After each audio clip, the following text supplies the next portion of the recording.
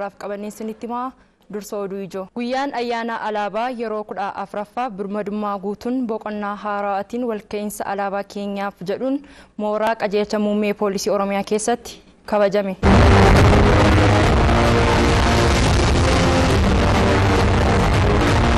Godina Harargee Lixaatti namichi odeeffannoo sobaa fi haasawaa jibbiinsaa fuula miidiyaa hawaasaa isaa irratti tamsaase hidhaa fi birriin adabame.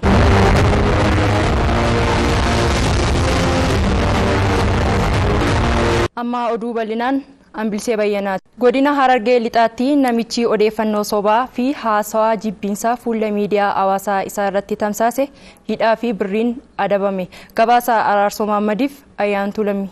Godina Harargee Lixaatti namtichi maqaan isaa Ibsaa Ahmed jedhamu fulbaana 5 bara 2014 fuula miidiyaa hawaasaa isaa Keelloo Ahmed jedhamu fayyadamuun qeerroon godina Harargee Lixaa fi naannoo kana yeroon amma waan ta'e ka'aa daandii cufaa. Qeerroon ciroo yeroo ammaatti mormii cimaa geggeessa. Daandiin guddicha Finfinnee fi Dirree Dawaa wal quunnamsiisu guutumaa guutuutti cufaa. Poolisiin Uummaddaa Oromiyaa aanaa ciroo iddoo kellaa jedhamu irratti poolisiin nama dararaa jira ergaa jedhu fuula miidiyaa hawaasaa isaa irratti hiriyoota nama 5,000 ol qabu irratti tamsaasee jira. Kanumarraa ka'uudhaan poolisiin aanaa ciroo shakkamaa qulqulleessuun himata abbaa alangaatiif dabarseen abbaan alangaa labsii federaalaa odeeffannoo sobaa fi haasaa jibbiinsaa ittisuuf to'achuuf ba'e labsii lakkoofsa 1185 bara 2012 keewwata 4, 5 fi 7 muraa 4 ba'e bira darbe jechuun himateera. Manni murtii aanaa ciroo dhimmicha ragaa abbaa alangaatiin erga mirkaneeffatee booda himatamaa fi fakkaattota isaanii barsiisa kan jedhu hidhaa ji'a 3 fi birrii 8,000 akka adabamu murteesseera. Himatamaa ni barsiisa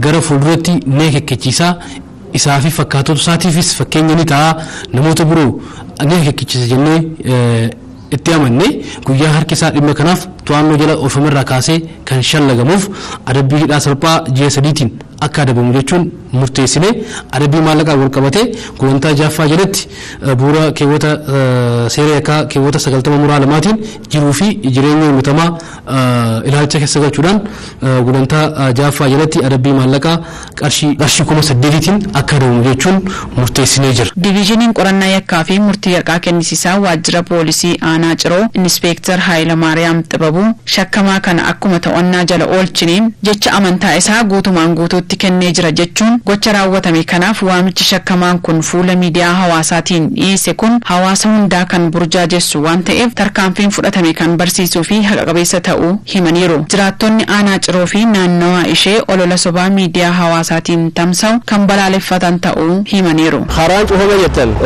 dhagaa haraa jettan haraa cufaa jettan rakkoo mataa keessatti malee wanni akkasii hin jirtu namni biyya ofii eeggataa jira.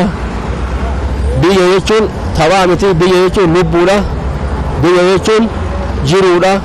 Rakkoon takka hin jirtu qaama nageenya eegsisu wajjin dhaabbatee kan nageenya eegu uummatuma kana numa uummatuma jiraatuma kana nageenya ofiitis kan tiifatu nageenya murteessaadha misoomaafis ta'ee waa hundaafuu. Kanaaf nageenya eeggachuu qabna.